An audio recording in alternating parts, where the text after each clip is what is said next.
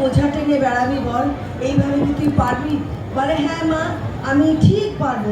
তখন আমি বললাম ঠিক আছে, তুই আর তোর বোন পারবি, আর আমার ছেলে হচ্ছে একটু অ্যাবনর্মাল। বলে ও তো পারবে না রে, ওর কি হবে? বলে আমি কি কাঁদছি, বলছি হে ভগবান, আমার আগে আমার ছেলেকে তুমি তুলে দাও, তাহলে আমি মরেও শান্তি পাবো ভগবান। মানে এরকম ধরনের ডায়লগ।